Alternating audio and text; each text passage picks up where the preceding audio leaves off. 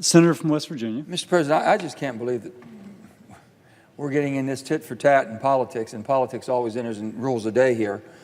But you know what? Whether you agree or not on the amendment that's up, we have thought we had an agreement that both amendments would be able to be voted on. My amendment simply that trying to intervene, using the Senate's legal staff to intervene on pre-existing conditions. It affects every one of us. It affects 1.8 million Kentuckians. It affects 800,000 West Virginians. Every state has people that have some form of pre-existing conditions, and every family has someone in that.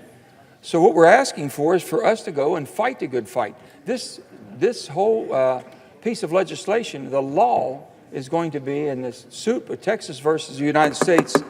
The senator will hold. The Senate will be in order. Please take your conversations off the floor. The suit that we're dealing with right now is Texas versus the United States. 20 attorney generals are bringing suit to basically taking pre-existing conditions away and allowing insurance companies to be able to decide whether they're going to sell you insurance or not, or how much they're going to charge you for the insurance, or putting caps back on, saying you're just too sick in order for us to spend more or invest any more money into you. All we're asking for is give us a vote on it. Let's see if the Senate wants to intervene and see if we can fight to save some of the people's health care around the country. 800,000 West Virginians are depending on this, and that's all we've asked for. Senator Paul's asked for a vote on his amendment. I think that should be granted, and I think equally right that ours should be granted.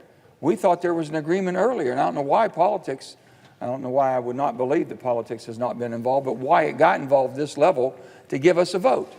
So all I'm asking, again, is for common sense and cooler heads to prevail here, and let's move on. We can get this accomplished. We thought we had it worked out. You know, you're talking about cancer, heart disease, diabetes, arthritis, asthma, and all other types of illnesses that can be determined to be a pre-existing condition.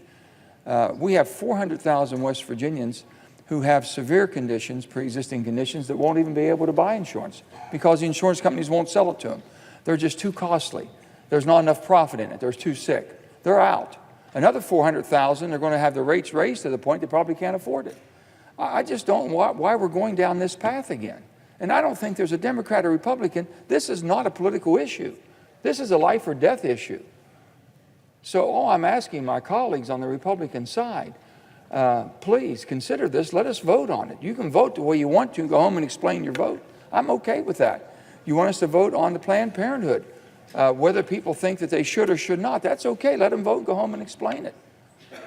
But not to let us vote, not even talk about it, because look here, Kentucky, 1.8 million people in Kentucky have been diagnosed with pre-existing conditions. I'm sure they'd like to be able to buy their insurance. I'm sure they like to have protection. The insurance companies can't say, I'm sorry, not for you today. So I would hope you all would consider this. Let's put it up for a vote and see where it goes, and let's go after them in court. This thing happened September the 5th. And I know that I think that Senator Cornyn says it's not germane, or he's using different technologies or different reasoning for that. But when they moved this court date from the 14th to the 5th, it's of urgent necessity for us to get in and intervene and see if we can protect the people of America. And I need to fight to protect the people of West Virginia, and I will continue to do that. Thank you, Mr. President.